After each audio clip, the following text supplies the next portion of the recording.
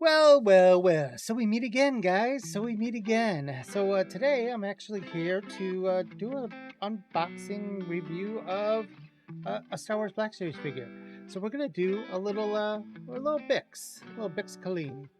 So yeah, I do have Luthen and the other uh,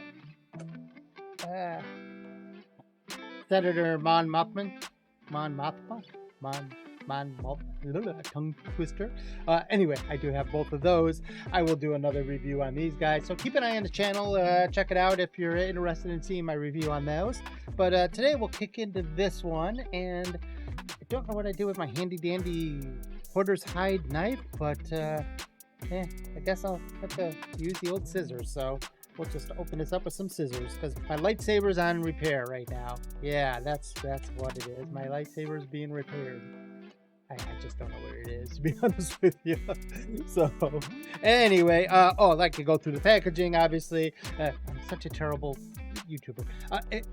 The box itself, nice little artwork on the side there. Very cool, very cool.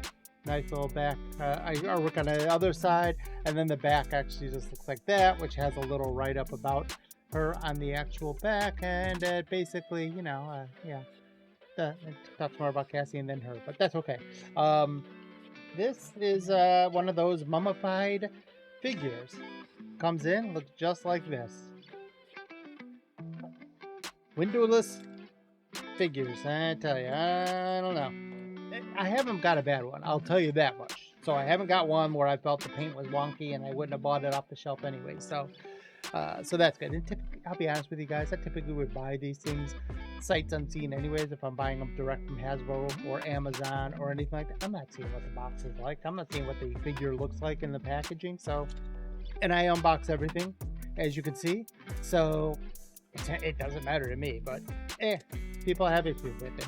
So it comes with looks like a couple of accessories here. I just opened it up, but I'm getting ready to do that. And then the figure itself, and of course, again, comes with the little Star Wars paper, which is kind of cool.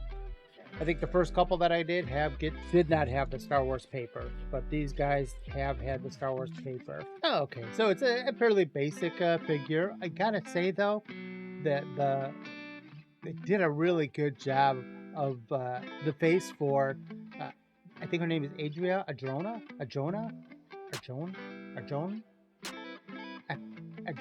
think it's Adria Arjona. But anyway, they did an amazing job with her face. That just looks very, very well done.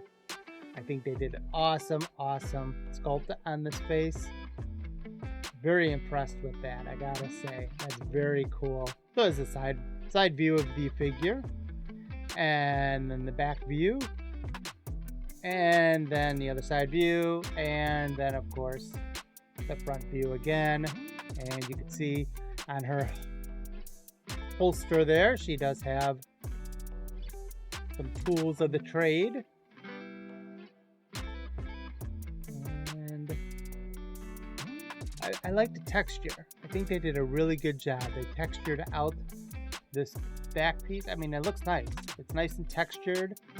It's not just a flat, plain plastic. It is rubberized. It is a rubbery figure type thing. It does not come off, so there is no removing this stuff at all, from what I can tell. That it is what it is. The head itself, like I said, the hair looks very good. They did a really good job capturing the look of her, and yeah. So the head, well, the head popped off. Holy crap!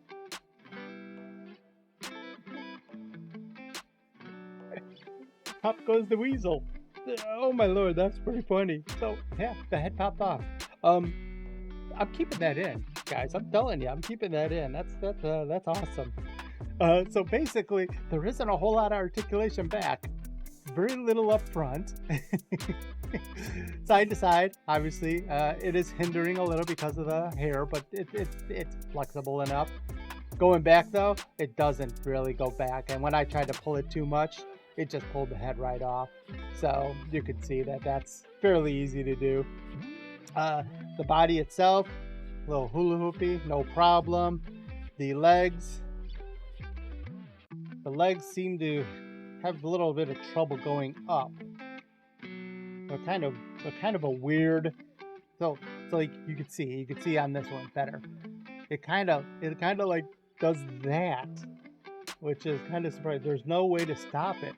There is this little lip right here, but it does still kind of go up. That is so weird. I don't think I've had any figure that I really realized that it did that. So typically we'd be going back, typically like that. Really good articulation on that foot. Going forward, not so much, but that's okay. And then it does do the cantering of the ankle there. The actual arms go a little bit more than a 90. That's pretty good, not too bad. Obviously they go out and they T-stance, and they have no problem doing any of that stuff, so that's common. The actual hands themselves, so this one looks like it's the weapon hand, does do the up and down. And then this one, which is not the weapon hand, typically goes, yeah, it goes in and out. So you can kind of see it twist, it kind of goes in and out. So it does, this one does do the dual different functionality for the wrist. One goes one way, the other goes the other. So I gotta tell you, not a bad figure, not a bad figure at all. So let's take a look at what they actually got in the actual thing. The thing I do like about this, I'll be honest with you right off the bat, because I put it down and I could tell right away, the feet are freaking big enough that I can set it down on the ground and have it stay. But it's not, I don't have to worry about the tiny little dinky little toes and feet, you know, trying to be all, yeah, those are terrible. Nothing stands on them. Yeah, so it looks like this is just the, I don't remember what this was, but just kind of a, their version of an iPad with the connector for the power. So kind of what I think it is. I don't remember what this was used for. I kind of vaguely remember the episodes, but very cool. Very cool. Little data pad looks cool. I like it. So while I'm doing this, and I'm trying to take the data pad and I'm trying to put the data pad in this hand here. And I'm going to bring it up to the camera and you can kind of see it looks like it would go in there. But the problem is that the actual fingers on this thing are so tightly wound and close together. And then this isn't like a hard plastic, it's like very rubbery. So trying to squeeze that into that spot, it's basically just doing this. It's basically, I'll show you, it's literally like just pushing in the handle. It's just pushing it in. It isn't really allowing it to grab. So it looks like that'll be going in the weapon hand. Yeah, you got me. Weird. They actually made the hand on the left side too tight, and then it's really loose on this side because this is supposed to hold a pistol. So that, I mean, in hand, it's a trigger finger. I mean, it's holding it as if it's going to hold a trigger. So typically the gun would be sitting in there much better. But anyway, this is what it looks like with her holding the data pad. Not too bad. So other than the actual fact that the head popped off when I moved the thing, so I went to go back with the head and it popped off, which that was pretty interesting. And then on top of it, the actual knee kind of goes up too much, I think. I think it needs to stop. There has to be some sort of way to stop it from going too high up. And then this data pad being a little soft in the handle.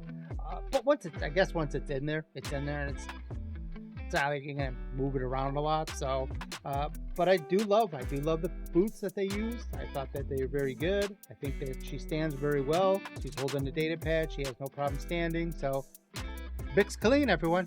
That's it. I think it's a good figure. Yeah.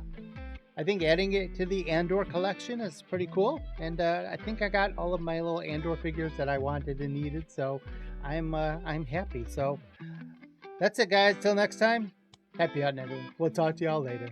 Bye.